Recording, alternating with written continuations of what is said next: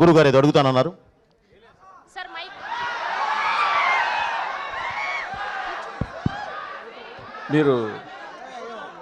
మీరు ముంబైలో కూడా చెప్పారు, ఇక్కడ కూడా చెప్పారు, ఈ సినిమా భారతీయ ఆత్మ అని చెప్పేసి. ఒక కమర్షియల్ సినిమా భారతీయ ఆత్మగా ఎలా మారింది, మీరు ఎలా మార్చారు? ఎందుకంటే మనకు భారతీయ ఆత్మ అంటే మన భగవద్గీత, మన రామాయణం, మన భారతం, ఇవి మన భారతీయ ఆత్మలు. ఒక కమర్షియల్ సినిమాని మీరు భారతీయ ఆత్మగా ఎలా మార్చగలిగారు, ఎలా మార్చారు, కొంచెం ఎక్స్ప్లెయిన్ చేస్తారని. థ్యాంక్ యూ గురుగారు, కూర్చోండి. గురుగారు, ఇప్పుడు మీరు అడిగింది చాలా కరెక్ట్ క్వశ్చన్. ఏదైనా సరే గంట కొట్టే చెప్పాలి, గంట కొట్టి చెప్తేనే సౌండ్ వినిపిస్తుంది గురుగారు.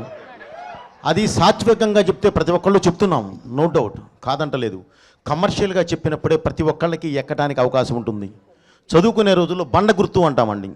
అలాగే దీనికి ఒక ఇది చెప్పాము. ఇప్పుడు మీరు చెప్పారండి, భగవద్గీత, రామాయణం, మహాభారతం, ఎక్సెట్రా ఎక్సెట్రా మొత్తం చెప్పారు గురుగారు. మీరు నమ్మండి, రేపు చూడండి గురుగారు, ఈ 3 సినిమాలో ఉంటాయి.